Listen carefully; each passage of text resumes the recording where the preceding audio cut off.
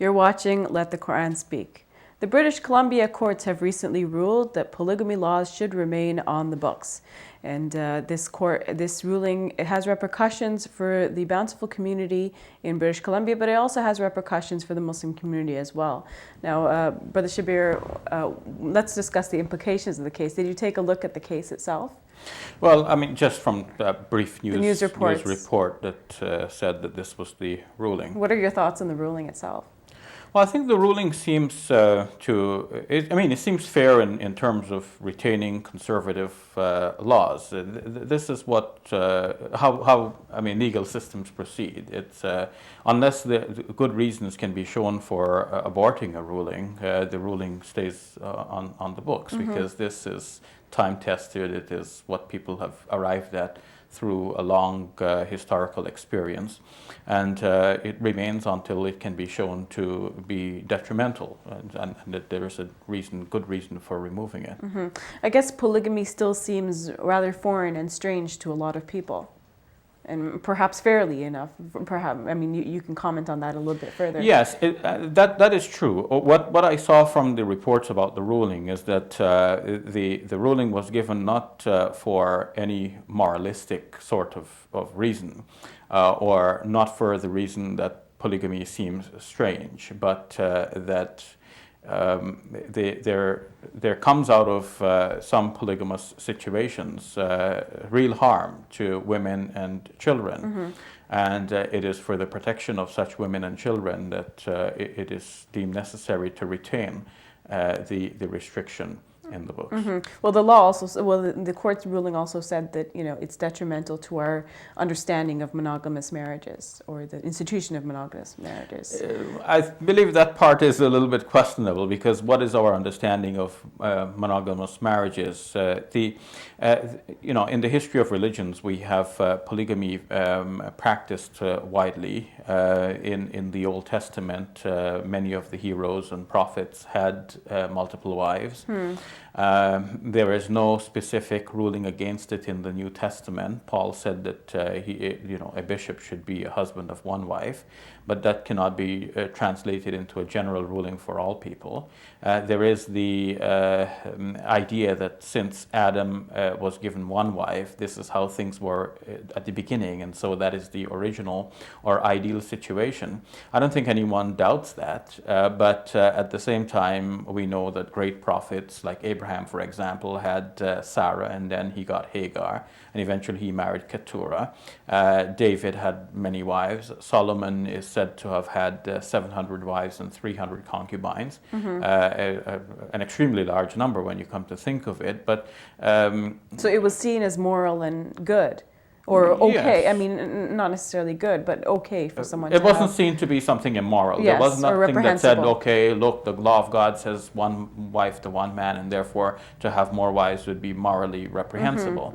But then we should think about the practicalness of this. Obviously, if a man has 700 wives and 300 concubines, this seems largely impractical.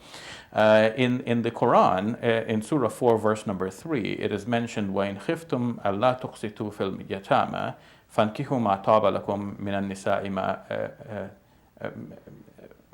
مَا طَابَ لَكُم مِنَ النِّسَاءِ. Then you should marry if you fear that you will not do justice to the orphans, then you should marry of the women those who are suitable to you, in mathna wa thalatha wa ruba', in twos and threes and fours. And then it continues to say, وَإِنْ خِفْتُمْ أَنْ لَا تَعْدِلُوا فَوَاحِدَةً. If you fear that you will not do justice, then only one, أَوْ مَا مَلَكَتْ أَيْمَانُكُمْ, or what your right hands possess. ذَلِكَ أَدْنَىٰ أَلَّا تَعُولُوا. That is more suitable, so that you do not swerve from justice.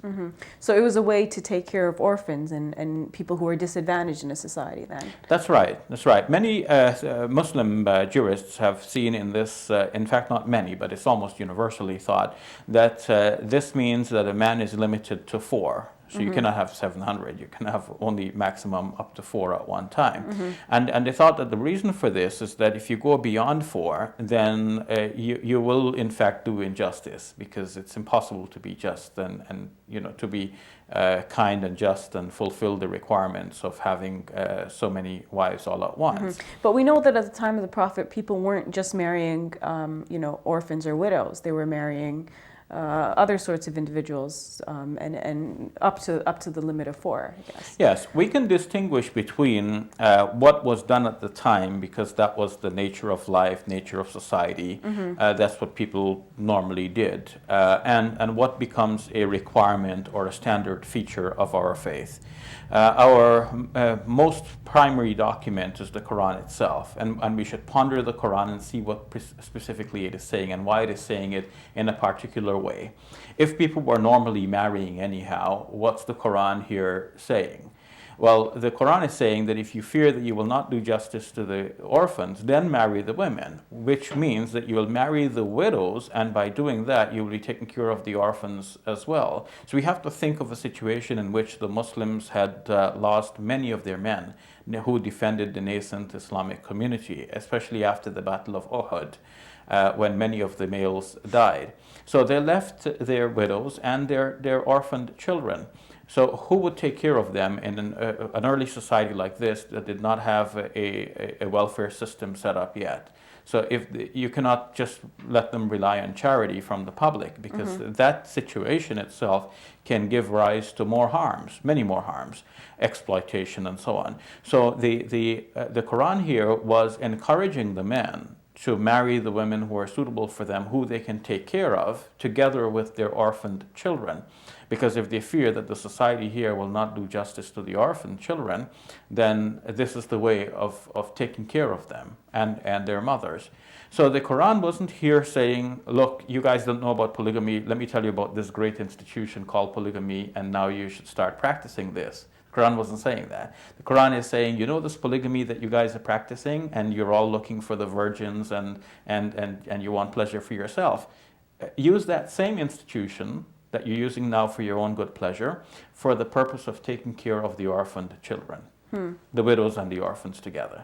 So that's what the Quran was really saying. It wasn't actually putting a limit. The Muslim jurists took that to impose a limit, which is good that they did. But it's not the Quran's purpose here to impose a limit, because it didn't say what could happen beyond 4. It said marry them in 2s and 3s and 4s, but it doesn't say what about 5. So very quickly, do you think Muslims should practice the institution of polygamy today then?